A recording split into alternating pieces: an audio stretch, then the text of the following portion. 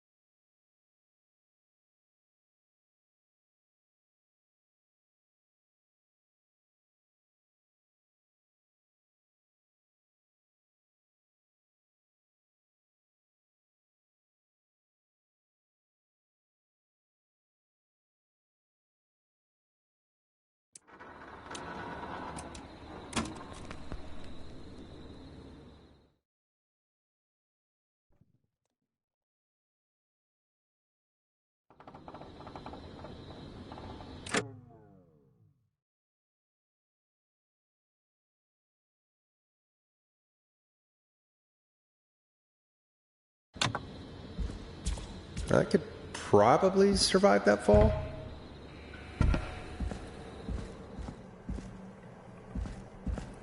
Looks like the janitor's closet. What did Peggy say his name was? Clive?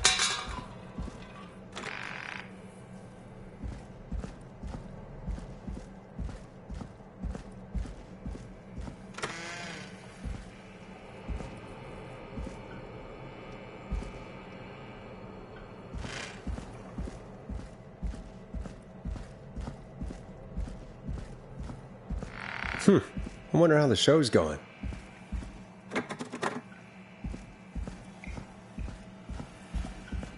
God, please let this be the last locked door.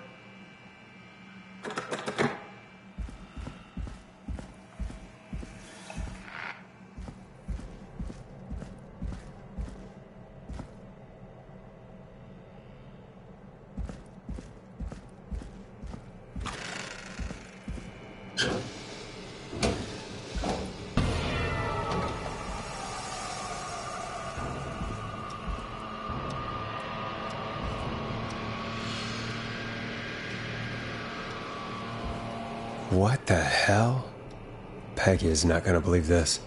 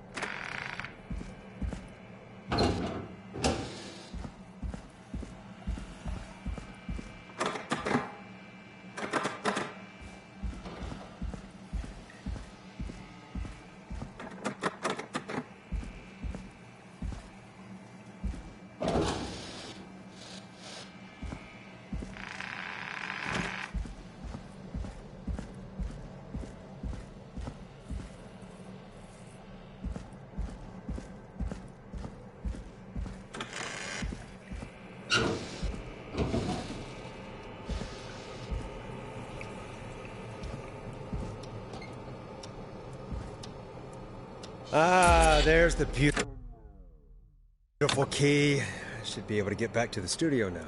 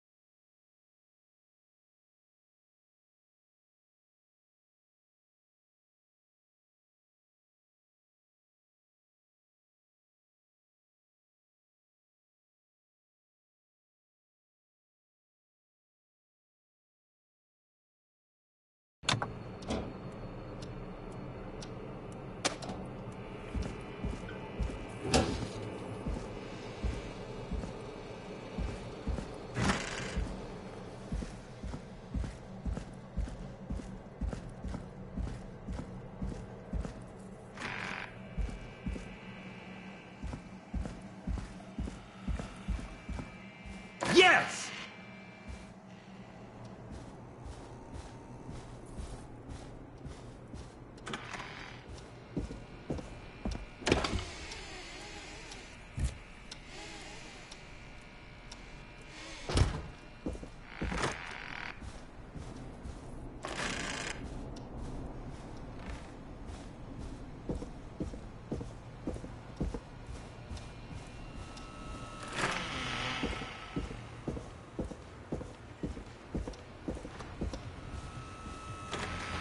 Isn't that such a good song, folks? And now for... Jesus, Forrest, you've been gone for ages. I thought something had happened. Something did happen. Clive, the janitor, might be Clive, the murderer. What? I'll start from the beginning. The fire door locked behind me.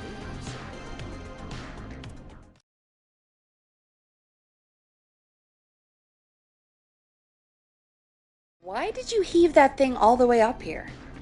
Because the basement's creepy as hell, and I don't like standing around down there. Fair. All right, let's run through this again. We have a creepy board you found in a creepy basement made by our creepy janitor who you think is the creepy whistling man. Yep. And on the creepy board are the names Chuck Brody, Kim Walker, Rebecca Allen, and Aunt Williams. Correct.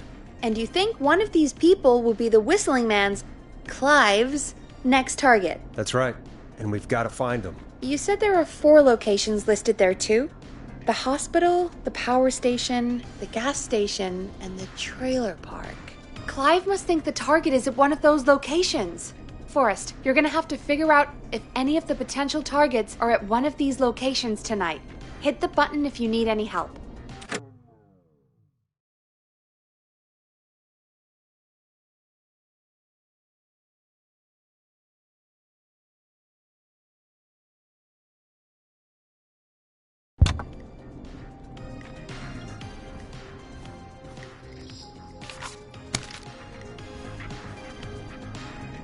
How's it going? I'm ready, Peggy. Are you sure? We've only got one shot at this. I'm sure. Let's do this. Okay, name first. Who do you think the target is? Chuck Brody. And where will I find them? The gas station. Okay, I'm dialing. One moment.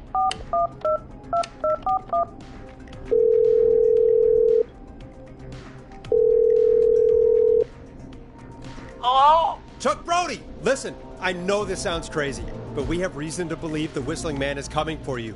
You need to get yourself and everyone else out right now. The Whistling Man? Where the hell are you? Who is this? This is Forrest Nash. Listen, the Whistling Man's back. We found a list with your name on it, and Oh, God. It's today. The year I finally let myself forget.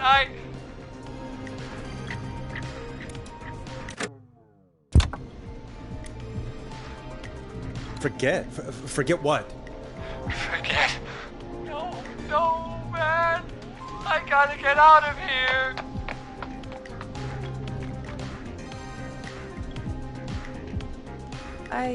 I think he ran off. Well, fingers crossed that Chuck... Jeez! It sounds like something blew up. He's using bombs now? Is Chuck? I don't know. Hang on. We're getting a call.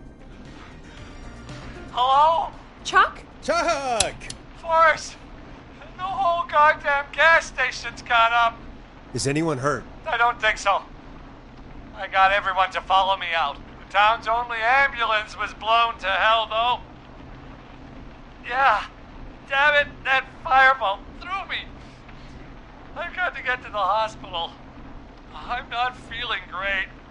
Forrest, man, I can't thank you enough, but...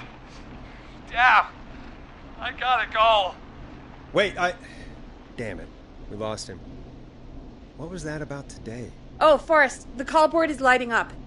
Get us into some music while I deal with this.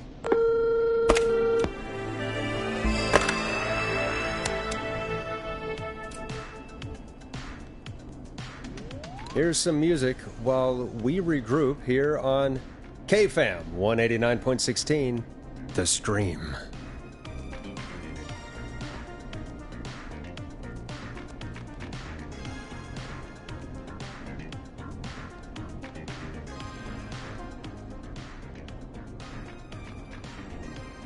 There's gotta be more in the basement to show us who Clive is targeting. And if that's the case, we can get ahead of him. Stop the killings before they can happen. Forrest, we need to go back down. By we, you mean me, right? Yep. Like I said, I need to handle all these calls. Maybe start with that creepy mannequin room you mentioned before. I still have a lot of questions about those, by the way. Me too.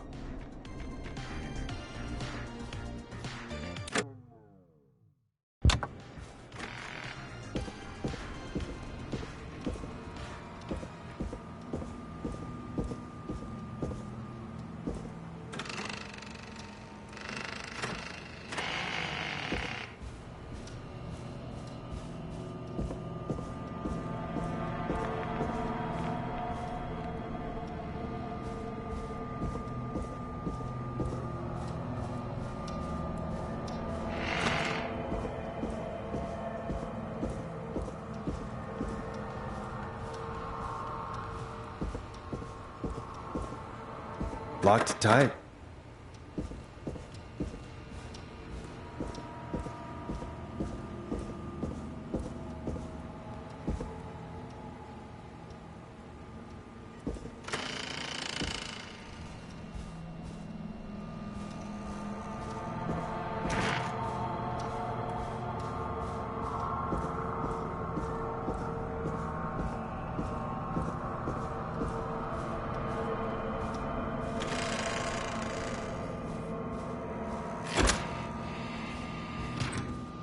Locked. For now.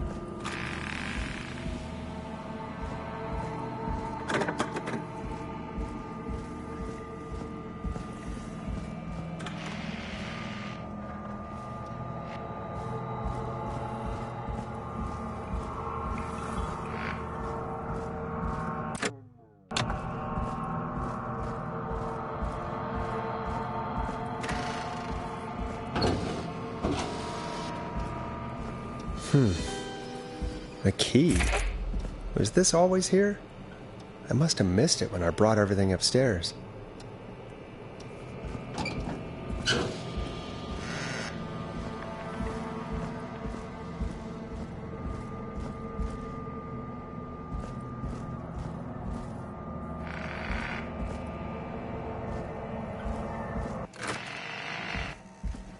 Hey, Forrest!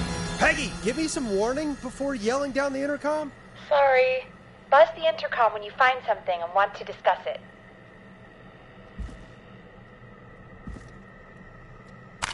Peggy, I've found a tape and a map down here. A map of what? Looks like it might be to somewhere in this storage area. Weird. Well, maybe the tape will give us more information. Give it a play.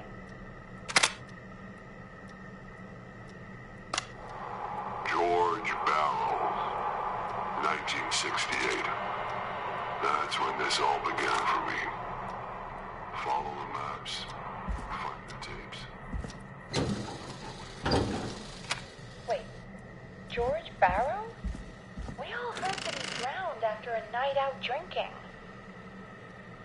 Was it actually Clive? Has Clive really been the Whistling Man for that long? He says I need to follow the maps and find the tapes. I guess that's what this map is about. I think we need to see what else is hidden down here. Be careful, Forrest. Keep looking. Buzz the intercom when you found something.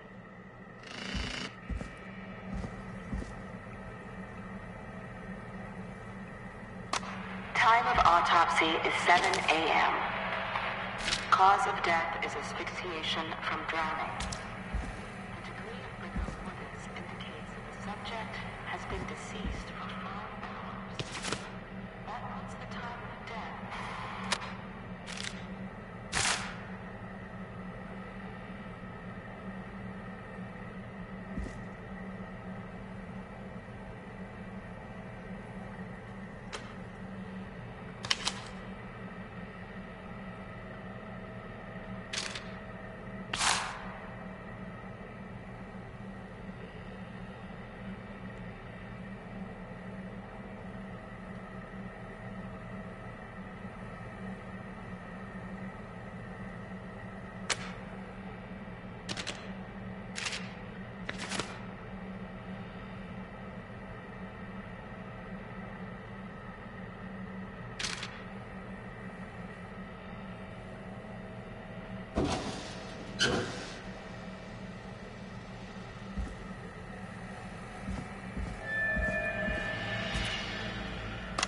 Time of autopsy is 7 a.m.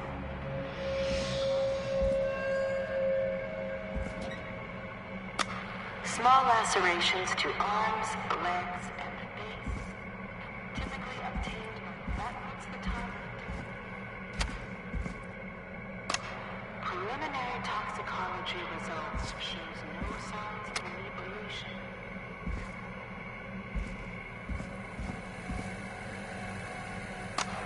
Additionally, there appears to be a post-mortem injury to the arm.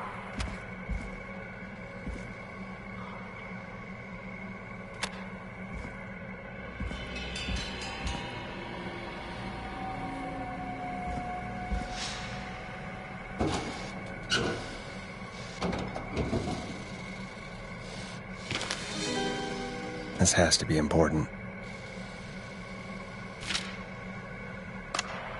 It is the coroner's opinion that the subject likely feared for his life and was chased, resulting in a fall from a height into a body of water, where he hit his head, was knocked out, and drowned. Ooh, a new vinyl for my collection.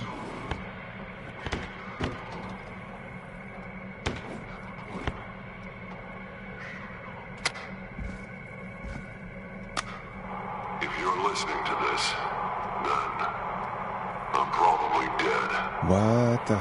I'm a man who likes to stay informed. I've got subscriptions to newspapers all over the country. A few weeks ago, I noticed headlines cropping up in those papers, one after the other. Each headline about a murder. Each murder years ago. And each one drawing closer to Gallows Creek. Drawing closer to the anniversary.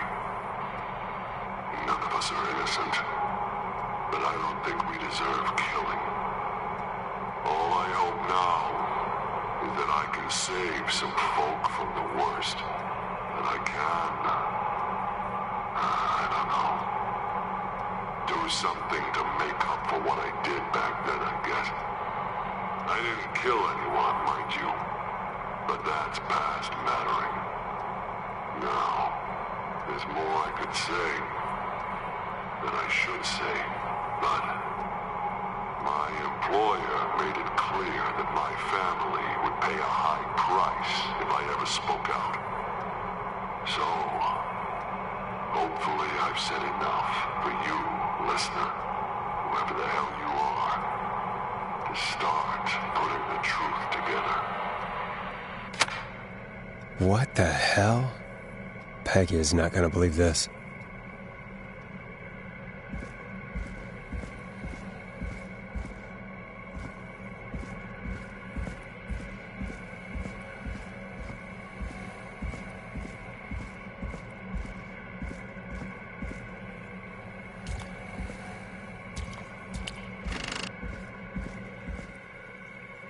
What have you found, Forrest? It's an autopsy tape. Doesn't say for who, but I think it must be for George. Poor George. He was so young. Something's bugging me, Peggy. What do you mean? I swear I recognize the voice of the woman talking on the tape. I just can't place it. Seriously? Do you think you've met her before? I don't know. I mean, I just got here recently. I don't know. Found another tape. It talks more about how George died. What did it say? It sounds like he was running for his life. Sprinting through trees and bushes, getting cut up all over. What would drive someone to do that? I'm not sure yet.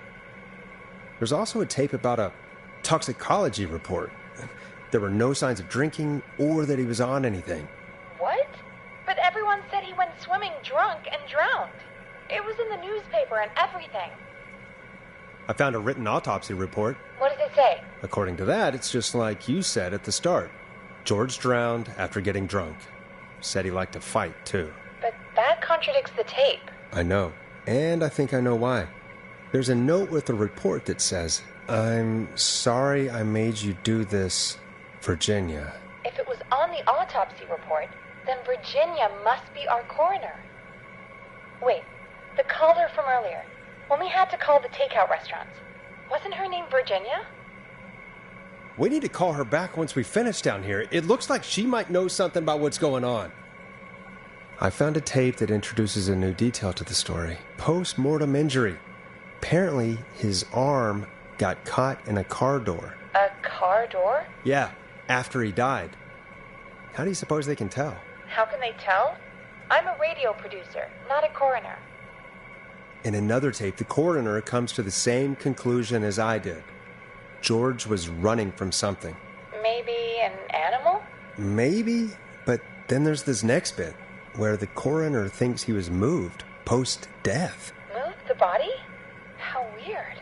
At the end of the tape, someone burst in and demanded Virginia stop recording. I think it was Clive. This is starting to make sense now. This is a conspiracy to cover up what happened to George. I think I found Clive's last recording. I think Clive might be gone. Gone? I found a confession. Not for any killings, but for playing a part in covering up George's death.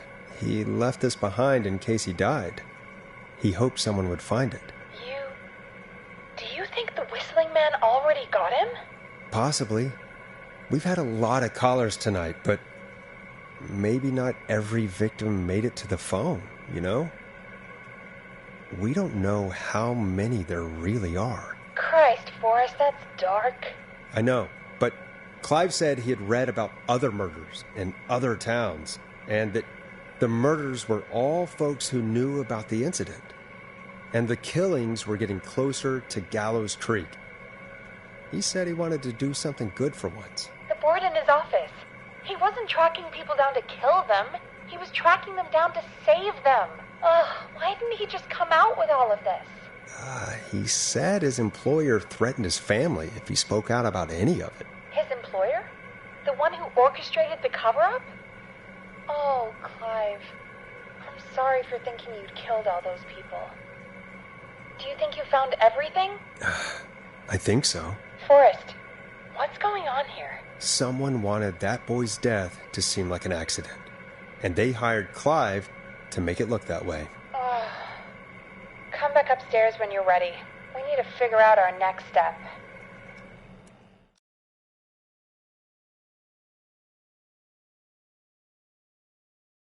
Thank God you're back, Forrest. I've been running out of stuff to pad our airtime with. Peggy, you work in radio. Forrest, I'm stressed. I mean, really, how are we supposed to keep a show going with all this happening? This is our job, Peggy. We gotta do it. You're right. So, what's the plan now? I think we should call Virginia back. All right, I'll get her on the line. Hello again, Gallows Creek. This is Forrest Nash.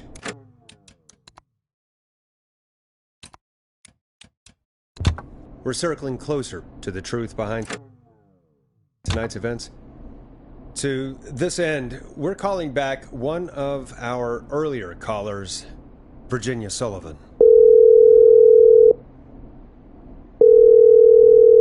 Fredman Plunker here? Who's this? Is it you? Goose? Plunker, hey, it's the Radio Man, Forrest Nash. Radio Man? What's up? Solving mysteries, saving lives. The huge. Right on. Plunker, what are you doing at Virginia's house? She asked if we could stay to keep an eye out for that whistling turd. So we're hanging out, bro. Well, that's big of you, Plunker. No, it's nothing. Can I speak to Virginia? Sure thing, Radio Man. I'll just go get her. Who is this? Hey, Virginia, it's Forrest. I'm glad you're still okay. Oh, Forrest. Sorry, I'm still jumpy.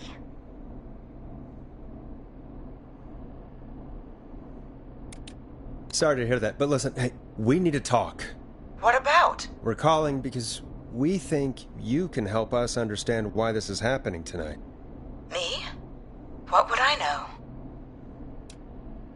Does the name Clive mean anything to you? Clive? No. I don't know that name. What are you asking about this for? You mentioned that name earlier when you called us the first time. I don't know what I said then. I was petrified, Forrest. Clive's the janitor at our station, and we know you spoke to him in the past. Forrest, please. You don't know what you're doing. He'll come for me. Virginia, it's okay. Clive won't be coming after you. We think Clive's dead. Dead? But isn't he? He's the whistling man, Forrest. Why are you so certain Clive's the whistling man? Because all those years ago, It's okay, Virginia. He's gone. We found evidence to suggest well... And we found your autopsy reports for George Barrow. How? I saw him destroy them. Well, he didn't. I don't know if he kept them or made copies or what, but we found them. And we know it's related to what's happening tonight, which is why we called you. Why did you write a false report? All right. One day, I came into work to find a boy on my slab. And as I finished the autopsy, this man, Clive, he just burst in. And he started making demands to give over the reports, to falsify what I found. Of course I said no. But, well, when someone wants to make you do something, they can use the carrot or the stick. For me, he used both. You see, my sister is sick. She has a chronic condition that's never going away. It's expensive to treat, and it was getting to where I couldn't afford it. And Clive promised me that his employer would pay for my sister's treatment if I did what he said, and that if I ever spoke about this, he'd beat me to within an inch of my life. I don't know why he had me do it, but my sister needed me. You have to understand. She needed me. We understand. Thank you, Virginia. That was brave. God, I just want this nightmare to end. This will help end it, Virginia. Thank you. Stay safe, Virginia.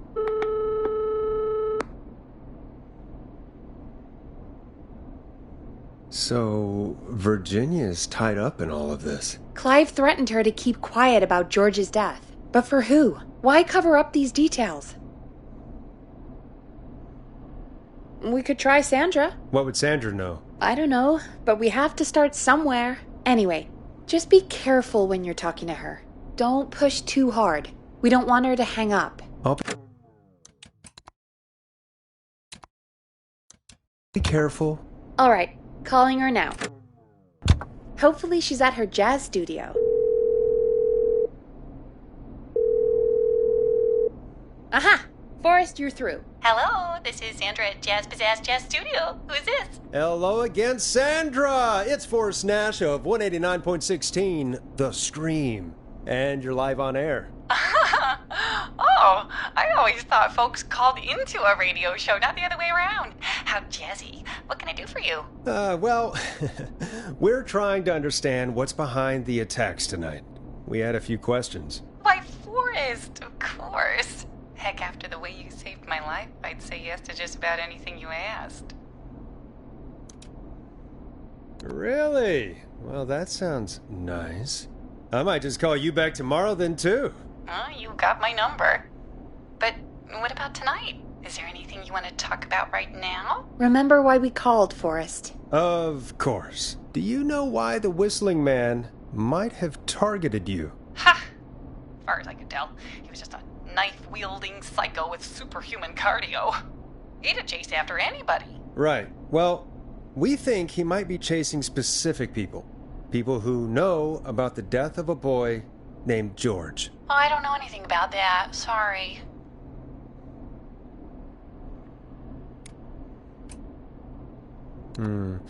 Have you had to keep quiet about anything? Any secrets you've had to keep? What would I have to keep quiet about? I don't know. I mean, could be that you've seen something or heard something. I never saw anything. And even if I did, what would that matter? And it was years ago. Sandra, are you okay? It was years ago. We know, Sandra. You do? You know about? Yes. Of course. This studio is my life. After I found the body in the river, I couldn't lose my studio. Do you understand? Sure.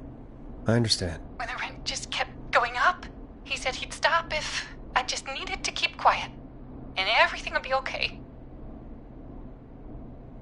Of course.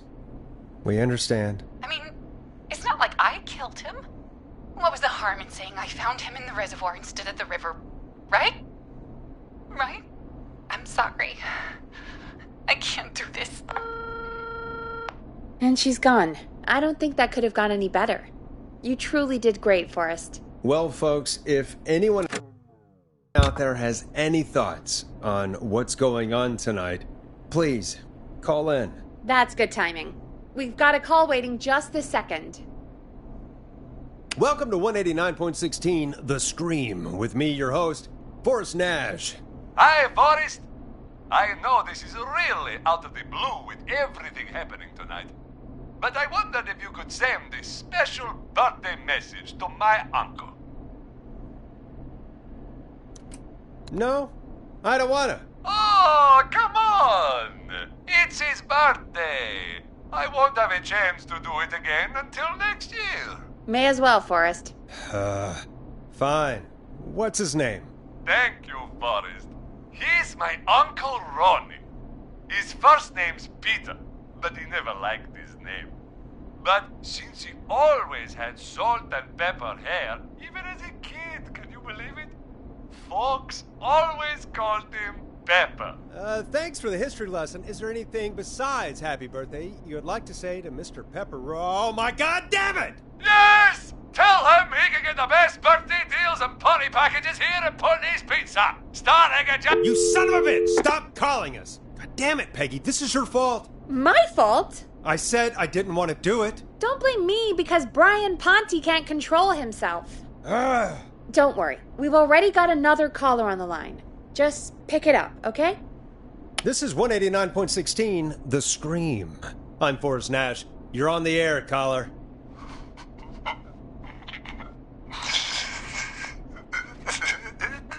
Caller.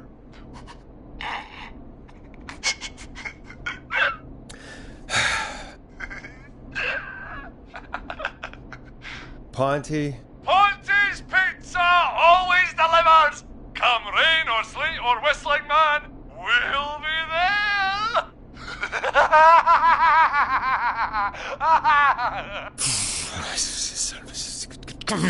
Forrest? Forrest? Are you okay?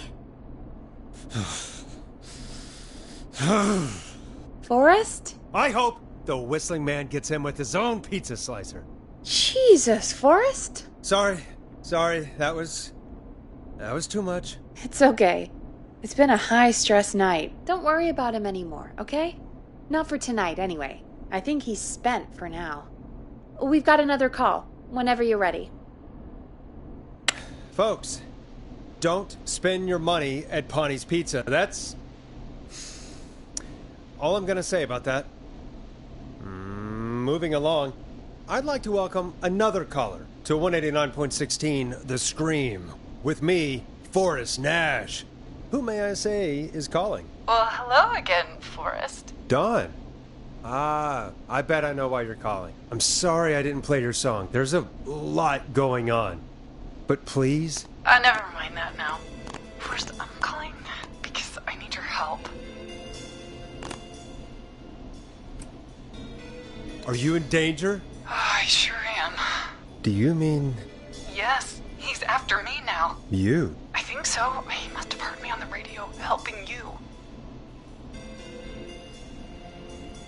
Helping? You didn't exactly help.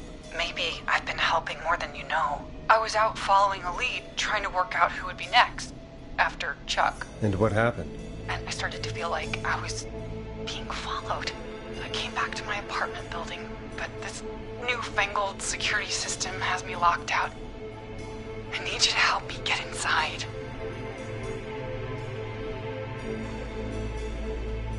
Can a neighbor let you in? I only moved in last week. I don't know anybody yet. There's not even a buzzer here, only the keypad for the entry code. I need that code to get inside. Which apartment block do you live in? Maybe one of our listeners lives there too. It's the new Woodside apartment building between the town hall and the trailer park, but I doubt any of your listeners live there. I don't have many neighbors. Sounds like a prime piece of real estate. The sound really carries at night. Shit.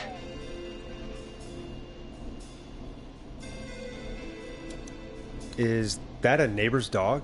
Yes, it is. Boy, I wish he'd muzzle that thing and... Oh. And now he's blasting David Scopo out of his window. This night can't get any... Honestly, he's coming down the street. I don't think he's seen me yet. Forrest, please, I need your help.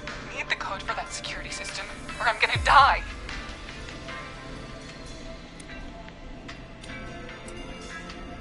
What's the name of the security system? There's a sticker on the box. It says Starling Security 4000. There's a keypad, and it looks like it wants a 6-digit number. Starling Security 4000, huh? That's right. Very newly installed. I need the key code before the whistling man gets me. Yeah, of course. Don't worry, Don. Thank you, Forrest. I knew I could count on you. I'll sit out of sight. Call me back soon. All right, folks. Here's a little tune for you all to enjoy while I try to break Dawn into her apartment.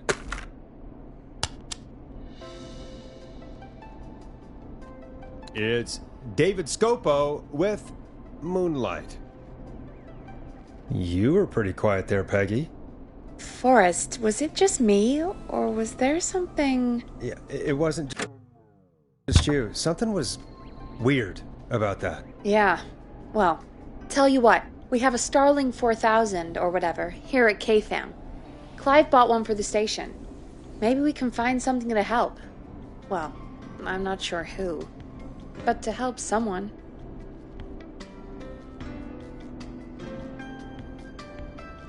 Okay, so she's locked out of the Woodside Apartments, and somewhere, Clive probably has the papers for the Starling 4000. Welcome back, Forrest. Find anything? Nothing by way of key codes. I see. I'll go back and look again. Don't be too long.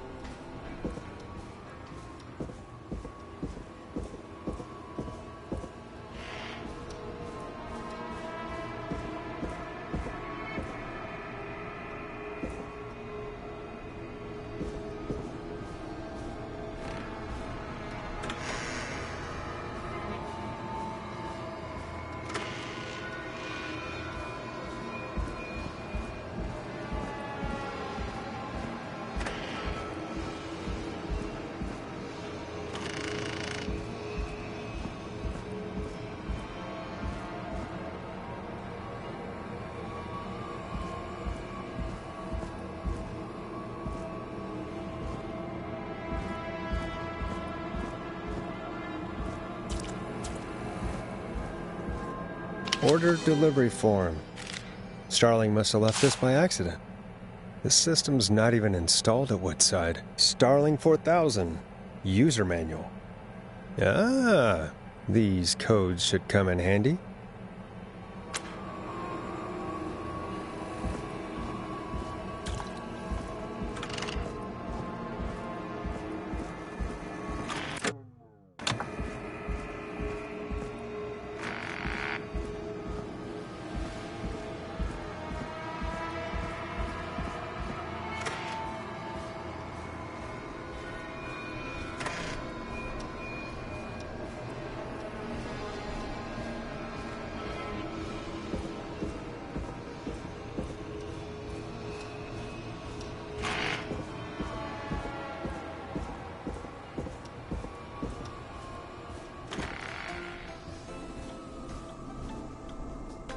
Welcome back, Forrest.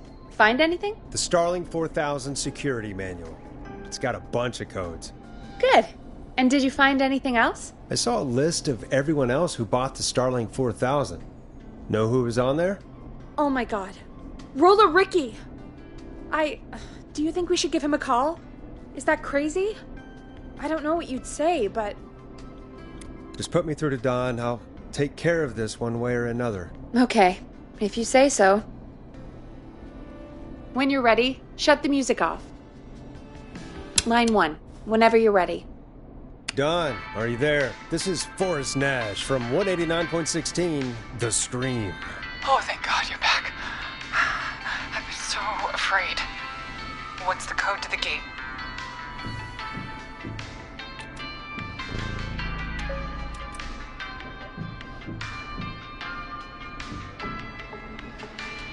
The code is 191519. Thank you, Forrest.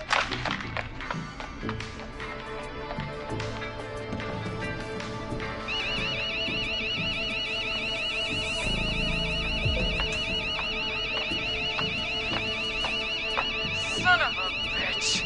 Ah!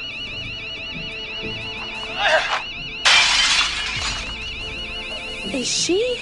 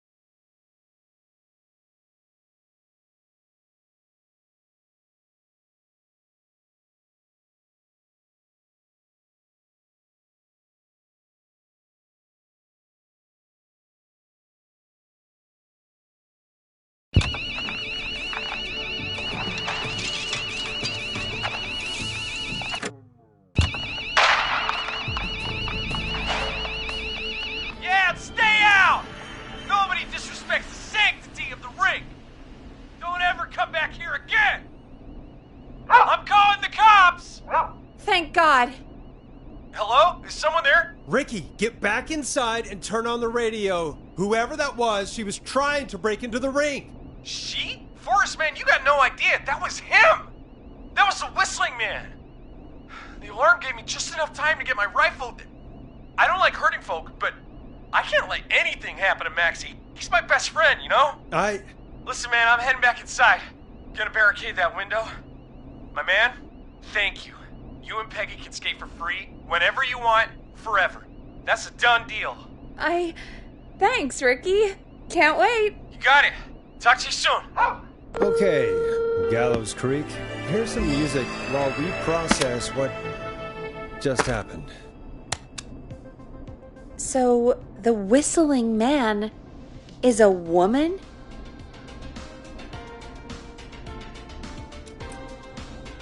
Yeah, I worked it out a while ago. Yeah, sure, Forrest. You just never mentioned it.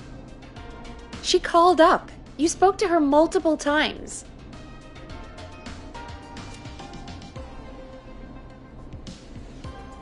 I knew she wasn't right. Is that right, Sherlock?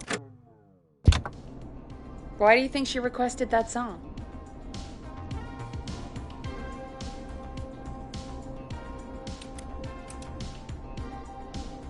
To get me outside? Maybe, but how?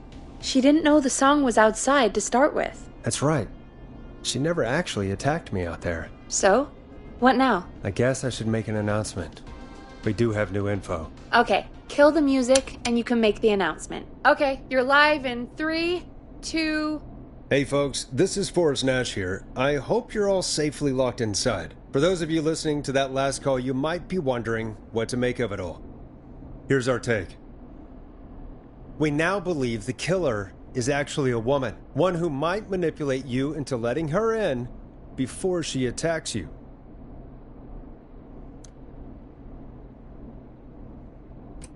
We're neighbors. Look out for each other and stay safe. The killer was calling themselves Dawn. This could be a fake name. If anyone needs help or you have info on the killer, please call in. You folks have my new number, right? It's 911. Hopefully, our next caller can help shed some light on our killer. Hey, we had a call come in. Okay, folks, time to take a call. You're through to Forrest Nash on 189.16, The Scream. Hey, man. Murphy? Damn straight. What's going on, Murphy? You in danger again? Nah, man. I've just been listening to the show here at home.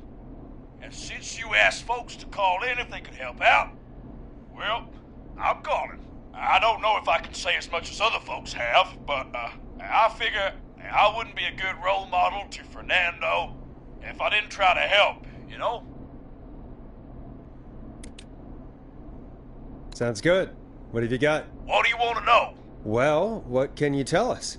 I don't know, really. All right. Well, do you know anything about the death of George Barrow? Absolutely nothing. Okay. What about the killer herself? Herself? Man, I didn't get my ass kicked by a lady. The man I went toe-to-toe with was a man. You heard the last call, right, Murphy? Yep. So you know it's a woman, and you were trained by a VHS, Murphy. I know, but... Man, how could it have been a woman under that mask? Let's just move on. Do you know anything about the history of the Whistling Man? No, sir. Tonight's the first time I ever heard of him. What? I moved here 3 years ago, man. What do you want from me? Hey, man, no worries. Just thank you for trying. Right. Sorry I couldn't help y'all more, man. Now, if you'd have asked me about gators... Forrest, we have a call coming in. Sorry, Murphy. I think that's all we've got time for right now. All right. I'll catch y'all with the gator talk later. Night. Well, folks, that was a bust. But perhaps our next caller has more they can tell us. Let's find out. This is Forrest Nash, and you're listening... Please help me. My name is Casey Moore. I'm at 25 Nancy Drive. My best friend's been stabbed. He's bleeding everywhere. I don't know what to do. Please help me. Is he still breathing? Yeah, but he's bleeding out fast. I really need help, please. Take a breath. We'd been out at the reservoir. We were heading back to his place when we heard this whistling all of a sudden. He just started freaking out. He screamed at me, told me to hide. I'd never seen him like that, and I just panicked and ran and hid in a bush. Oh no. Forrest. Then what happened? He went up the road and talked to someone. I couldn't really hear or see anything. It sounded like he might have known the person, and they just stabbed him. Casey, was his attacker the whistling man? The who? They had a mask and wore all black? That's all I know. Please, we need help here. I'll get you help, but I need to know. Where did the masked person go? They left. They left him to bleed out. I waited until they were gone, then dragged him into the garage and called 911. Wait, why didn't she make sure he was dead? I don't know. I think I heard them say something like, "It's not so funny now, is it?" Before they left, but please, he needs to get to the hospital. I can't drive, so we need an ambulance. Forrest, the ambulance was destroyed in the explosion at the gas station. You should get all the info you can. What's your friend's name, Casey? It's Jason Parker. Can you tell us where Jason was stabbed? They stabbed him in the stomach, and then stabbed him again in his leg when he was on the ground, and it's... Oh, the knife is still there in his leg. We'll be right back. Peggy, patch us through to the hospital. On it. Phoning St. Gabriel's now. Switch to line 2. Hello, St. Gabriel's Hospital. How can I help you? Hi, this is Forrest Nash from 189.16. We have a stab victim at 25 Nancy Drive named Jason Parker. He's been stabbed in the stomach and the leg. He's bleeding heavily. Oh God, I'm sorry. But the ambulance is, well, you know. I know, but please, we need something or he's going to die. Forrest, listen, you're going to have to get him here. We need to see him and we can't get there ourselves right now. We don't have any way to drive him right now. And even if we did, he's bleeding out fast. All right, listen. We need to buy him time to get here. That means stopping the blood first and then finding someone to stabilize him. To stabilize him, you really need someone with first aid training. Do either of you have any? No. Me neither. Damn it. I'm really sorry about this, but I have other patients who can't wait. All I can do is talk you through the procedure as quick as I can, and then leave the rest to you. You think you can handle that? Hit me. I'm sure we can handle it. Okay, from the top. If he's bleeding out, then you need to get him comfortable and try to stem the bleeding. Lay him down. Apply continuous pressure directly to the affected areas. When the bleeding slows, get a clean cloth of some kind and hold it over the wounds. Get them comfortable. Apply pressure. Clean cloths when slowed. Got it, I think. You said he was stabbed, right? If the object he was stabbed with is still in him, don't take it out. It's stopping the worst of the bleeding right now. If anything, you should secure it so it stays where it is. I wouldn't have thought of that. It makes sense, though. God, that was a lot of info. But I think we can handle this. Glad you've got it so far, because there's more to go. I'm still with you, Doc. What else do we need to know? If he's lost a lot of blood, he may enter shock. If he does, act fast. If you applied a cloth and it's bleeding through, don't remove it. Just apply another on top of it. If it's safe, elevate his legs to get blood circulating to his vital organs. Try to keep him warm. Get him to rest and reassure him. We need the patient to stay calm. All right, don't replace bandages, elevate his legs, keep him warm and calm. This is a lot. I'm really sorry. That's as much as I can give you right now. Try to stop the bleeding, find someone to get him stabilized, and get him here as quick as you can. Good luck. All right, Forrest. Casey's still on line 1. Hello? Hello? Forrest, are you there? I'm here. How is Jason doing? Badly. He's still bleeding. I need help. I've been putting pressure on his stomach wound since you left, but he's still bleeding. I don't know what to do. That's good, Casey. The nurse said to do that. What about the knife in his leg? It's gotta be hell. Should I pull it out? No, don't touch the knife. The bleeding will get worse if you pull it out. Are you sure? I'm sorry. I'm gonna stop making suggestions. No, don't worry, Casey. We're a team here. We're all going to get Jason through this. Casey, is his leg wound bleeding right now? I hate looking at that knife. Yeah, it's bleeding. His stomach is worse, though.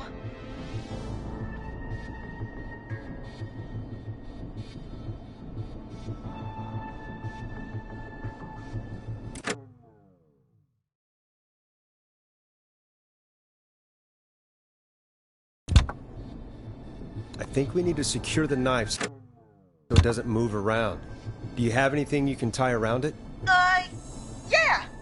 There's some laundry piled up on top of the dryer, some cloths on the hood of the car, and what else? I guess I've got my jacket. Take the cleaning rags and hold them over the wound. I really hope these are clean. Here we go. I'm sorry, Jason. It's secure. I'm putting pressure on his stomach again. I'm starting to think we might make it. Forrest, can I have a word? Casey, I'm gonna have a quick word with Peggy.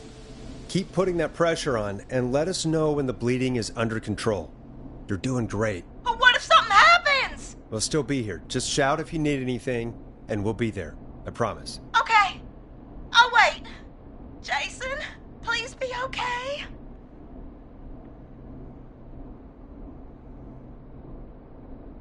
What's up, Peggy? We can't stay on the line with her all night. Dawn is still out there. What if other people need us? You're right. She's probably on her way to her next target right now. Exactly. And you heard the nurse. We need someone there with training who can stabilize him. He's got to get to the hospital somehow. Could somebody nearby help them? Maybe drive them to the hospital? You know, that's exactly what I was wondering. Do you have anybody in mind? I might. A little before you started working here, KFAM did a mandatory first aid training course. Me and Karen missed it because we were away on a producer getaway. You skipped it, didn't you? Never mind. So, how does KFAM's first aid course help us? Casey said they're at 25 Nancy Drive, right? Yeah? Why? They put up a bunch of cheap houses around there about 10 years ago. So a bunch of people here at the station live around there. Do you think any of them could help Casey and Jason? Probably, but I don't know who lives there. And since I missed the training day, I don't know who knows first aid. Could you call them and ask? I don't know everybody's numbers. I've only ever called Karen. Everybody's personnel info is probably in Reggie's office. Got it. I'll look through their files in Reggie's office. It's a life or death situation. I'm sure they won't mind. Right. But there are a couple of problems with that. Go on. It's sensitive information, so Reggie probably locked it in his safe. Great. Do you have any idea what the combo for the safe could be? Not a clue. Reggie's a serial note taker, though. Maybe something in his office will give it away. Right. There is something else. I'm not gonna like this, am I? Have you ever heard, the future is floppy? Peggy, what the hell are you talking about? I'm talking about floppy disks. Floppy disks are like these futuristic things that have information on them. You put them in a computer and they do something. Peggy, I know what a floppy disk is. Anyway, Reggie decided that the future is floppy and started phasing out our physical records and replacing them with these floppy disks. I imagine it's the same for our personnel files. That's good to know. Since we haven't heard anything from Casey, I'm guessing Jason's okay for now. I'll check out Reggie's office and see what I can find. You'll need a key for that. I'll just slide it under my door now. Thanks, Peggy. I'll just have to look around.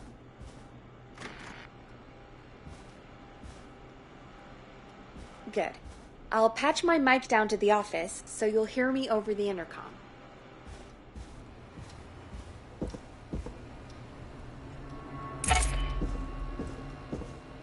I'm not getting in there tonight.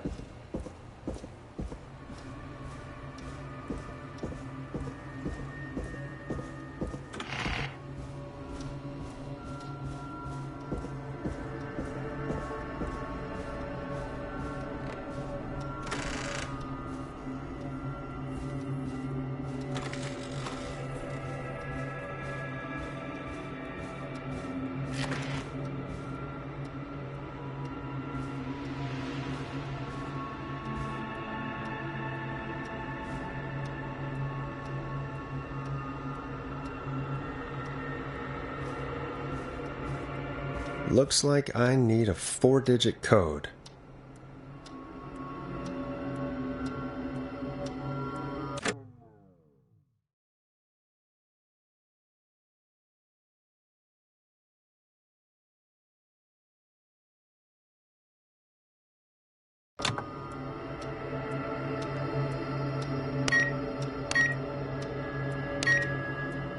Nice.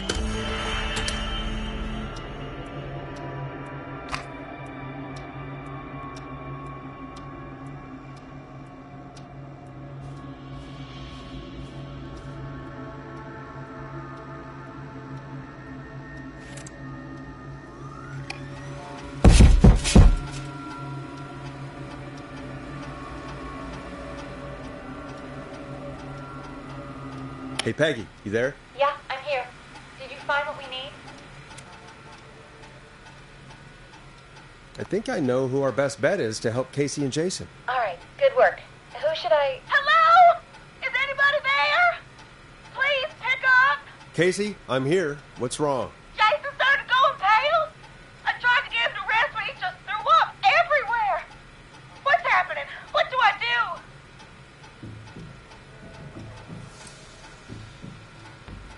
God, it sounds like he's going into shock. Casey, just stay calm. It's going to be okay. But the bleeding seemed to slow down. Did I mess up? Jason, I'm sorry. Casey, calm down. You've done everything right. I need you to listen to me, okay? For Jason. What did the nurse say to do about shock? Casey, I need you to elevate Jason's legs. We need to get the blood flowing to his vital organs. Got it. Jason, stay with me. I'm just gonna move you. This might hurt. Okay. I propped his legs up on some boxes. I'm looking at my notes. We need to get Jason as warm and comfortable as possible. Do you have anything you could use nearby, Casey? Yeah. I still have some laundry next to me. I'll wrap him in some blankets. Just give me a second. Sorry. Sorry. Jason's bleeding through his bandages. Should I get him new ones? Or... Oh, God. Don't remove the bandage. Apply another one on top of it. Do you still have something you can use? I've used the rest of the laundry to keep him warm, so... I'll use my jacket. I can always get a new one. I'll fix his bandage and get him warm. Hold on, please.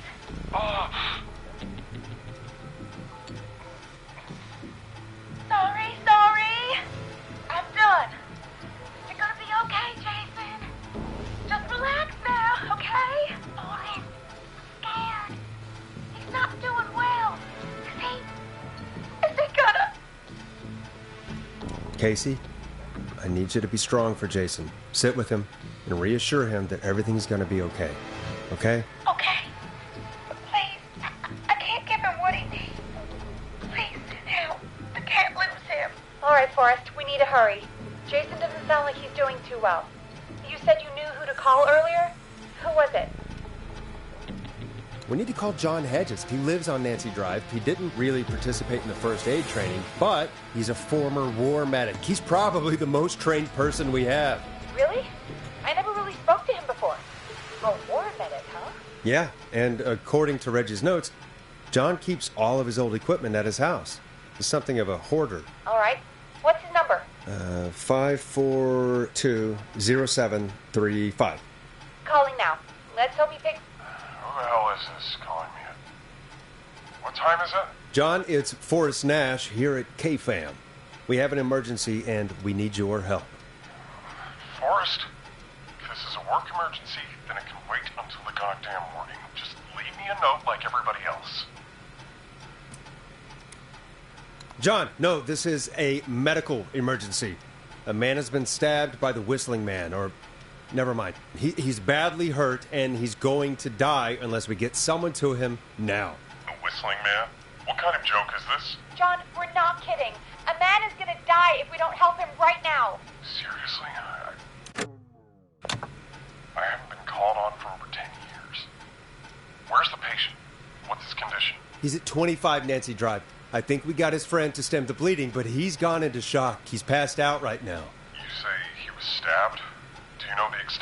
injuries? From what we were told, he has 2 major stab wounds.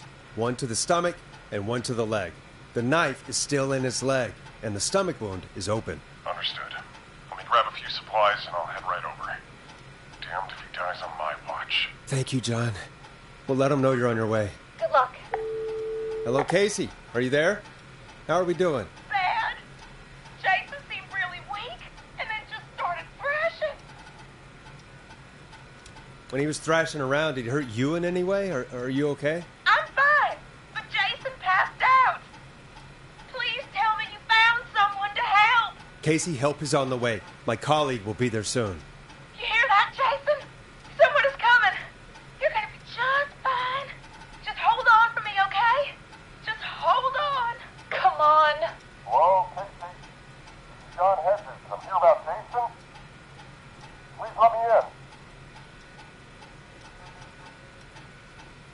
I'm guessing that's Jason there. Casey, I'm gonna need your help. Forrest, Peggy, don't you two worry. We've got this from here. Okay. Forrest, we'll call you back later. I have to go now. Good luck, everyone. God, I hope he's gonna be all right. And with that, the show moves on. We're sending our best wishes to Jason. Well, after all that excitement, I think we could use some music. Come back upstairs when you're ready.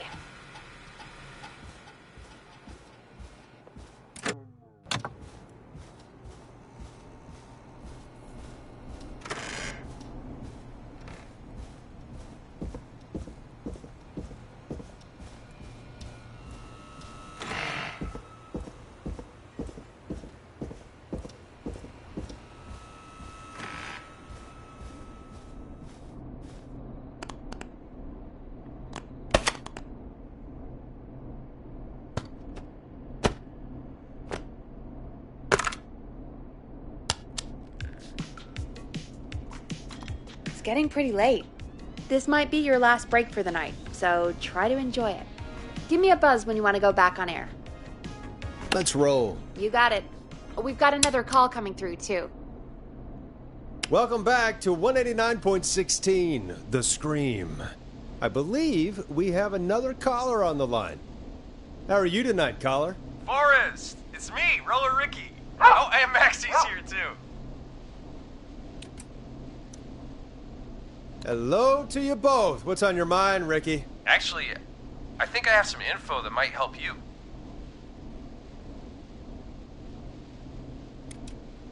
All right. I'm waiting. You see, man, me and Jason know each other. You know each other? Yeah, we went to Gallows High and played on the football team together. He was a gnarly offensive linesman, and I was our star wide receiver. Runner Ricky, they called me. All right. And what does that have to do with tonight? Well, because George, the guy who drowned, he was on our team too. Keep talking. What happened? We had our first team party on the night he drowned. He seemed like such a good dude. Ricky, were you there when George drowned? No, man. Once the party turned, I beat feet out of there. Man, I remember George and his girl there. There was a whole lot of love, man. I could see it, you know? George's girl? Ricky, who was the girl? She might just be the one behind all of this. What? No way, man. There was so much love there. I can't believe she'd ever be capable of anything like this. Ricky, please. What was her name? I never got her name, man. He just called her Bean. I didn't really know her before or see her after that. Then what did she look like? Please, tell us anything you remember. I just remember a pretty girl, man. I'm sorry. Ricky, you said the party didn't last long. What happened? We were just having a good time, and then the next thing I knew, everyone was running for their life. I looked up and saw that goddamn whistling man in the trees. And I never ran so fast in my life. I ran straight home. Didn't know about George until next morning at school. I'm guessing it was whistling night, wasn't it? That the whistling man was just another kid. Yeah. I don't know how George died, but I always felt like if anyone deserved to die that night, it should have been me. And Ricky, it wasn't your fault. You're not a bad person. I know that now, ma'am. It took a long time to learn, but yeah, just thought I'd tell you all what I know. Thank you, Ricky. This helps. Thank you. You got it, man. Anyway, I think it's time for me and Maxie to free up your phone lines. Thanks for listening, man. I'll let you to it. Night, Ricky. All right, folks.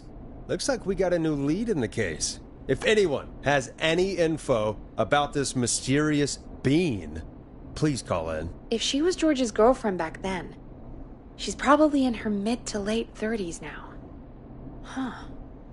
Oh, we have another call coming in, but hang on. What's up, Peggy?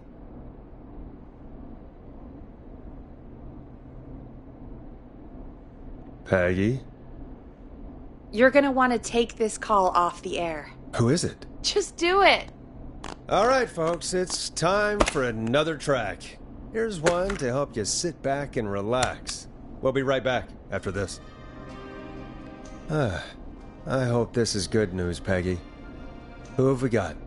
Find out for yourself on line 1. Hello? Forrest, I'm glad I got back through to you. Sounds like it's been a busy night, huh? Surprise! It's Leslie, our 911 operator, leading the charge from Henderson to come save us. It's so good to hear from you. Are you okay? We're doing okay. Sarah and I are both happy to be headed back home. We're happy to have you too. Wait, Sarah? Oh, I mean Deputy Martinez. Anyway, we got back into radio range a little while ago. We've been listening in, but haven't been able to get through until now.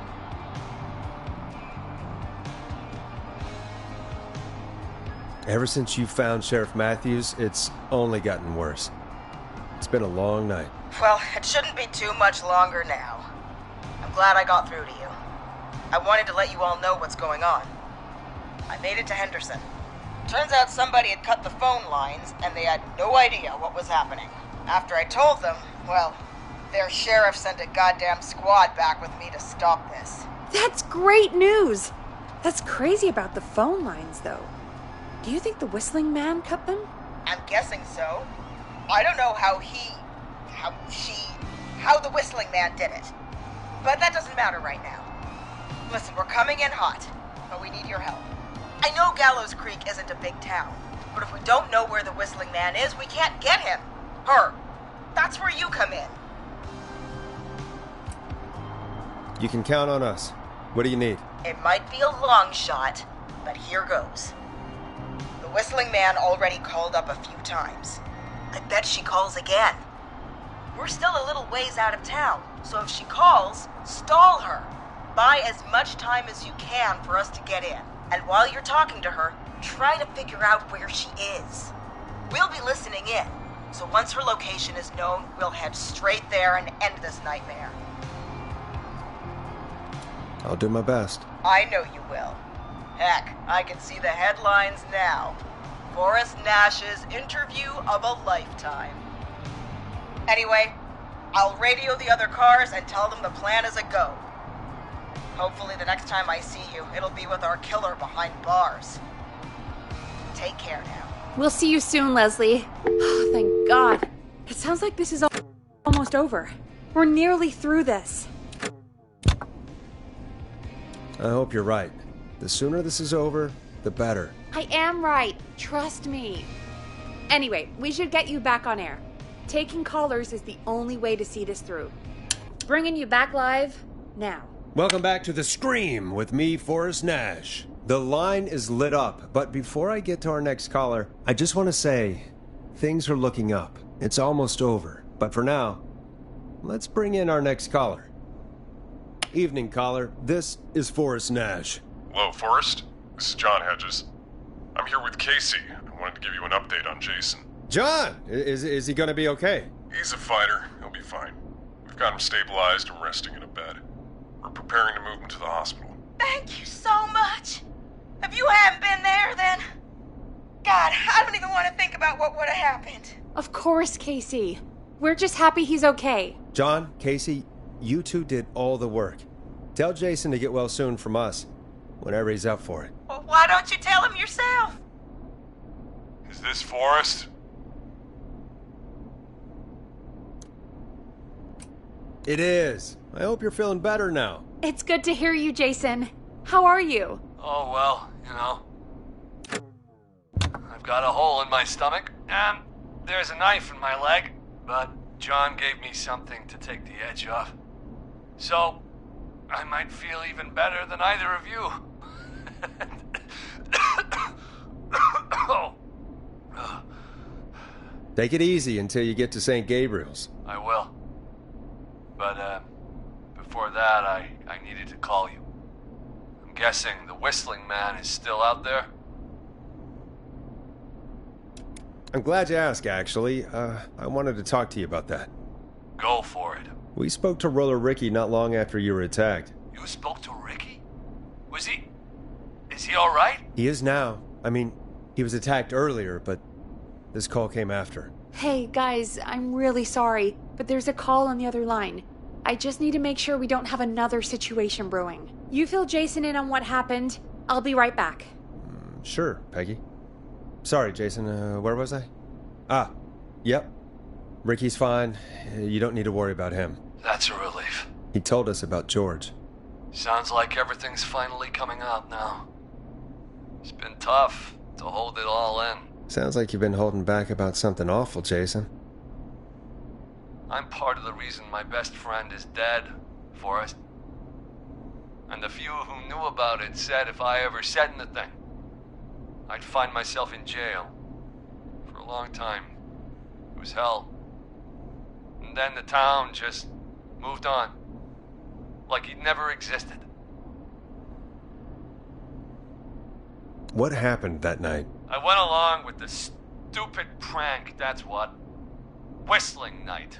Some of the guys on the football team had an idea for a way we could haze the newcomers. We decided to plan a party in the woods and have the Whistling Man crash it. It was stupid. We each had a role. I was the stabbed friend. At the party that night, I left the group for a second, met our Whistling Man, pretended to get stabbed in front of everyone. Started an almighty panic, those screams. That was the last time I saw or heard George alive. How did George die, Jason? I don't know. I was playing dead. But when I heard her scream... Ricky mentioned a girl named Bean. Is that who you mean? Bean? Oh, yeah. I guess George did call her that. Yeah. He called her Bean. I heard her again tonight, Forrest. Her name was... What? What happened? Are we still on air? No, we're not. Seems like the power is completely gone. How do we get it back on? I don't, we can use the emergency generators down in the basement. Reggie picked it up a while ago in case we ever needed to do an emergency broadcast. An emergency broadcast? Emergency? You know, nuclear war, alien attack, broadcasting a serial killer's location to the cops so we can end this nightmare. Fair point. It's in the storage area, in the far back corner, up on the wall. You might have spotted it earlier when you were digging around for all those tapes. It'll have a big red button. Just press that. I'll see you when you're back.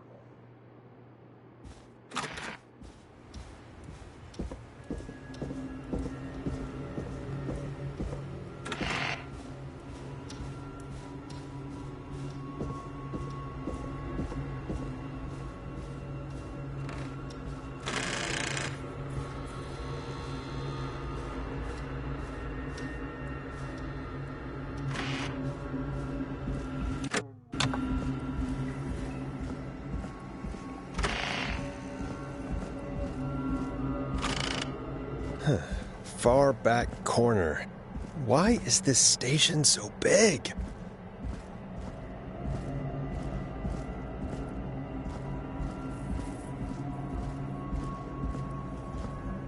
That must be it. Boom! We've got power!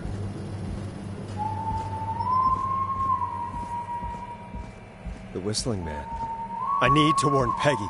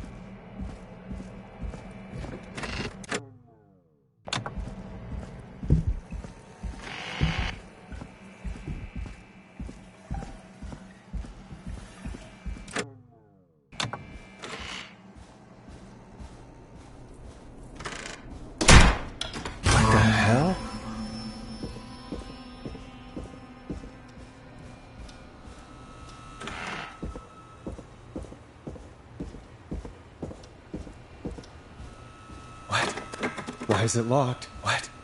Why is it locked? What? Why is it locked? Oh no. Peggy! Where'd you go?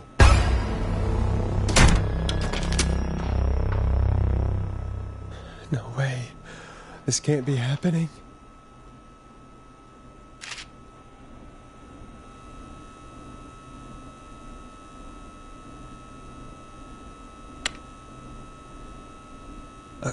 A call.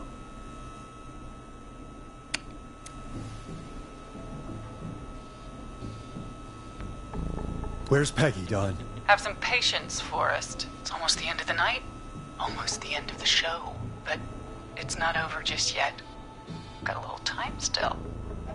So let's make the most of it. All right, let's. I'm happy to hear that. Huh?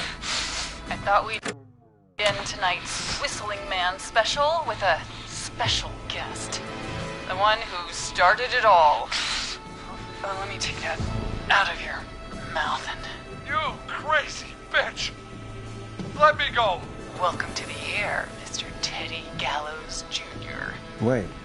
It's all gonna come out tonight, Teddy. Your daddy and his money saved you 20 years ago. But he didn't crawl out of his coffin with all the money in the world. Wait, where the hell is Teddy? How are you talking to him if you're here with me? Because I'm not there with you, Forrest.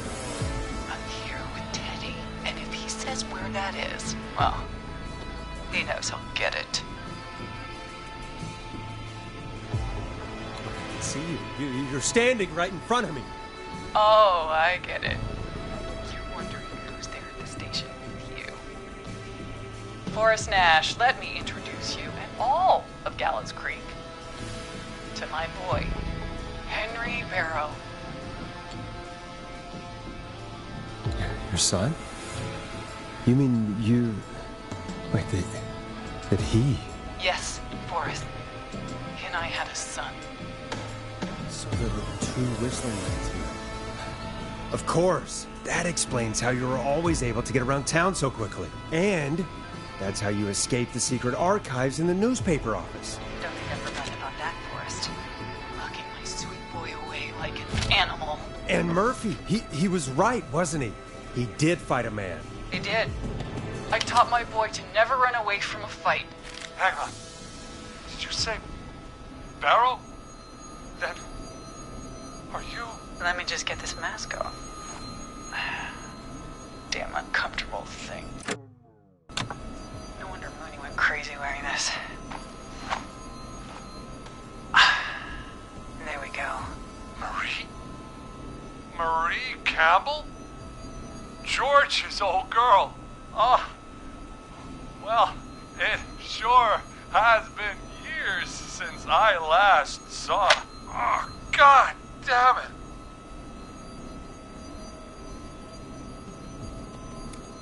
I'd be quiet if I were you, Teddy. But I'd listen to Forrest. Everyone's gonna know now what Teddy did. He killed George that night. This night. 20 years ago. Listen to me. You're gonna talk when I talk to you. And not a moment before. Meanwhile, Forrest, I'm gonna give you the chance to talk. You're gonna help me reveal what really happened to George all those years ago. Okay, Marie. I'll do it. Good. Then let's talk about the night George was murdered. Murdered? Listen, I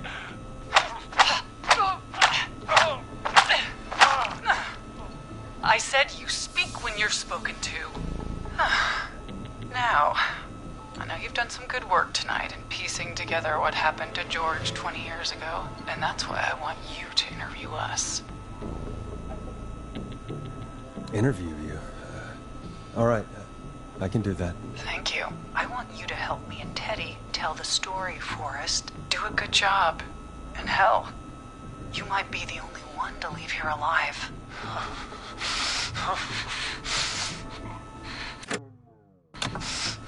I need to drag this out. If I can buy Leslie time to get back to Gallows Creek, and if I can find out where Marie is, then this can end. Teddy, we'll start with you. Just, talk me through what happened that night. How did it start? How would I know? It was 20 years ago. Do you want to die, Teddy? Because if you don't start talking... Oh. What the hell? God damn it. Okay. Our first team party was coming up. And when I saw the date it was scheduled for, I had an idea for a way we could prank the new guys. I understand that kids in Gallows Creek know tonight as Whistling Night. I'm guessing that's what you mean? Well, we didn't have a name for it then. It was just the night that Mooney went missing.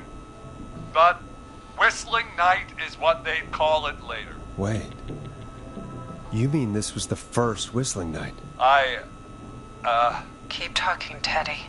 We went up near Whistling Point.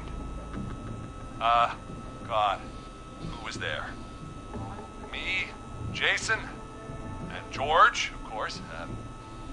But George didn't come alone. He brought Marie. And Roller Ricky. He was there too, wasn't he? Yes, Ricky was there too. Runner Ricky, our wide receiver. I helped him off the bottle, you know. Because I'm a decent man. Is that so? Yes, it is. He came apart one day. Some people do. He had some issue. Wasn't stable. I didn't want him to hurt his chances in life. So, I helped him keep himself together.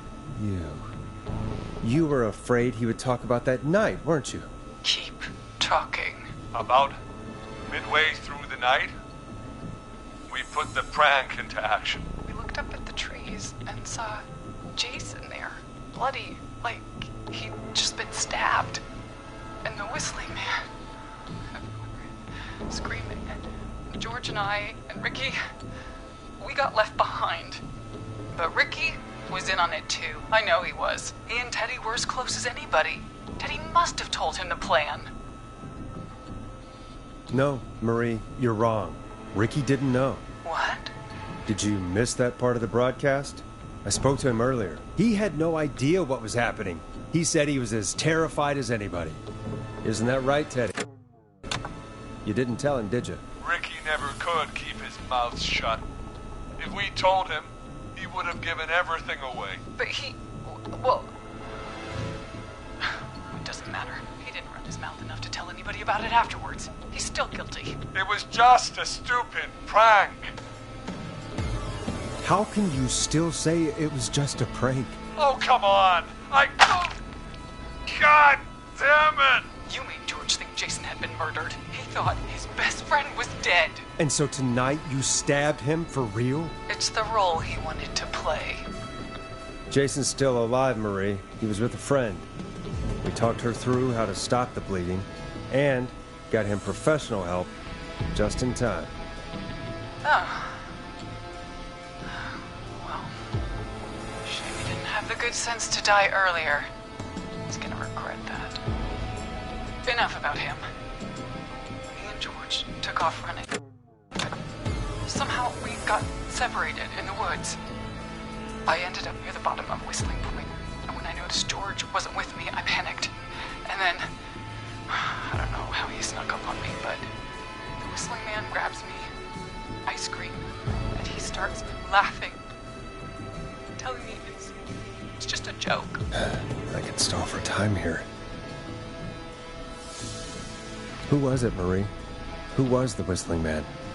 I suddenly recognized it was Chuck.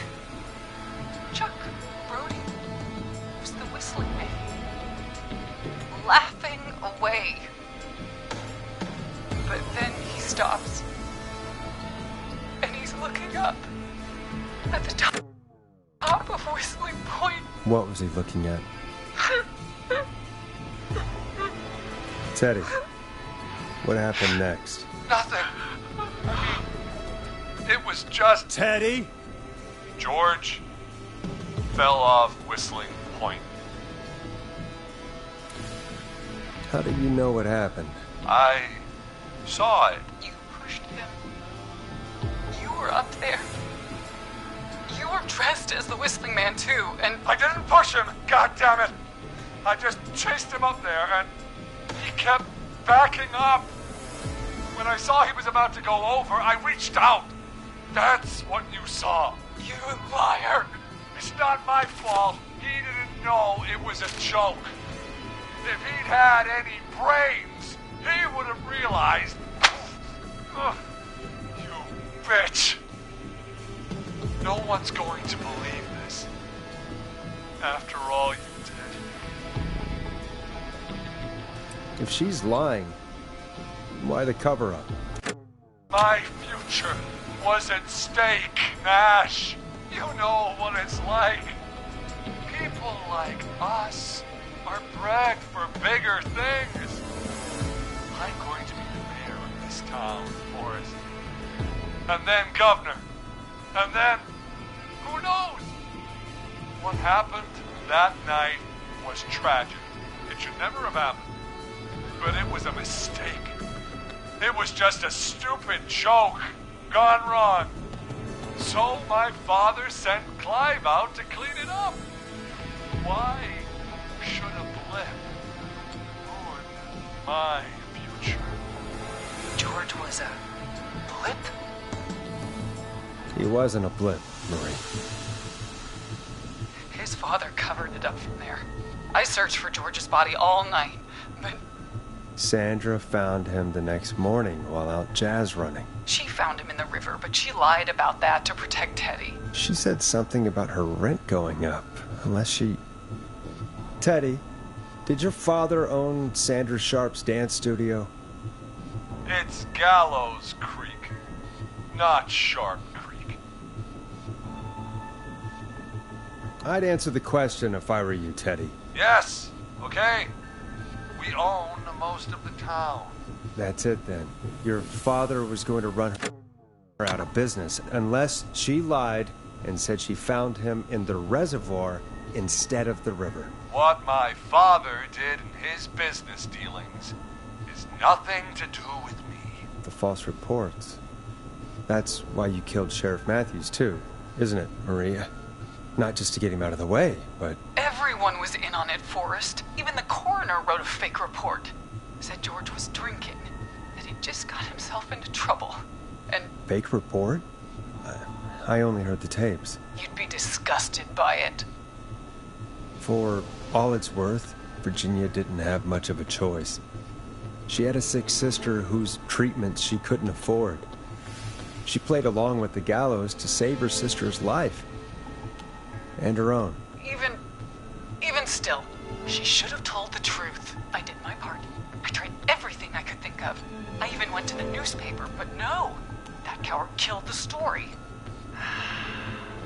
We'll take care of Maurice Russell later. You've been through hell, Marie. I'm sorry. You've got no idea.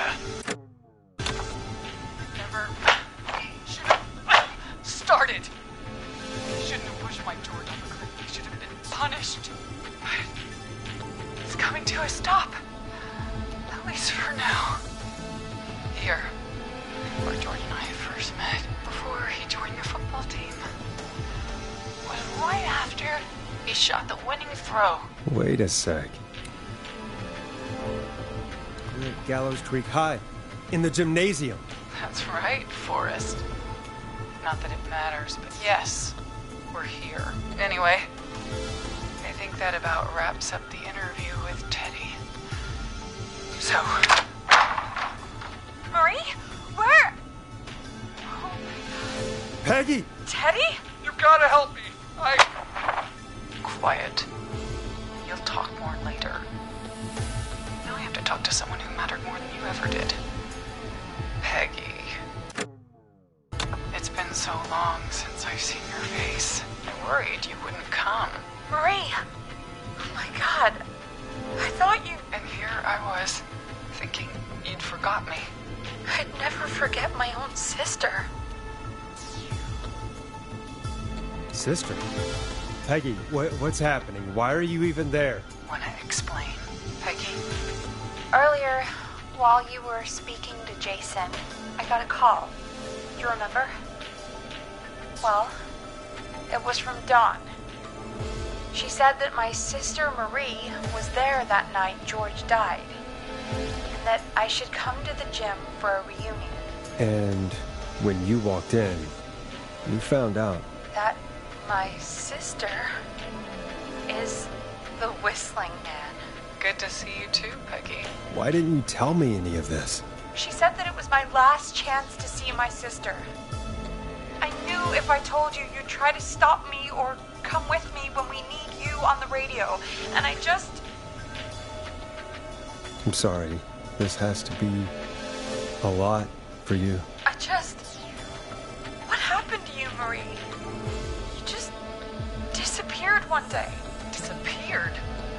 I was thrown out, Peggy. I begged Mom and Dad to do something about what happened that night, but did they care? No. They told me to stay quiet. They only cared when they learned I'd been with George. And Marie, I'm so sorry. I never knew.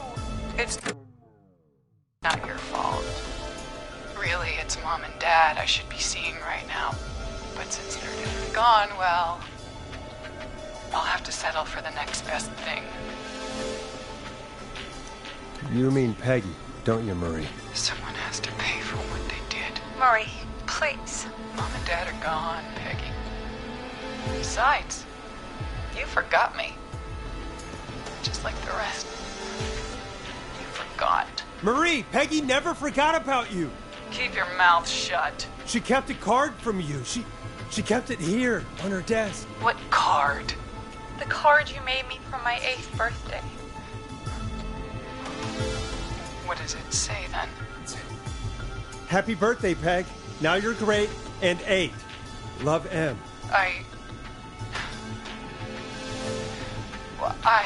Henderson police! Freeze!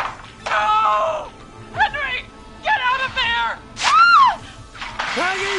We have 2 wounded, and we're in pursuit of the suspect. Henderson police! Freeze! Forrest! Leslie, how's Peggy? She's been cut pretty bad, but we're here now. I'll be okay. God, Marie! Hey, Zara! I need you to look after Peggy. She needs help.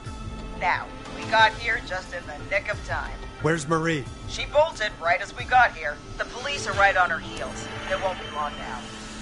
It's over, Forrest. Well, folks, it was a long night, but we made it through together.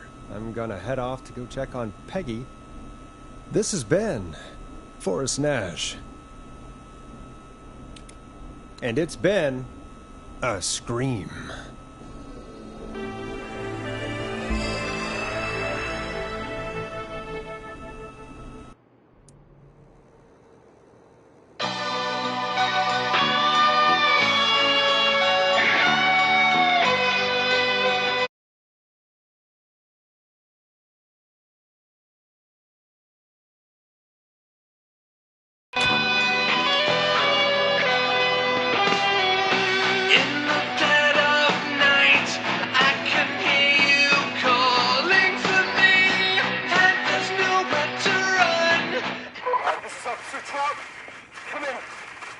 suspect is in custody. We've trailed the other suspect into the nearby woods.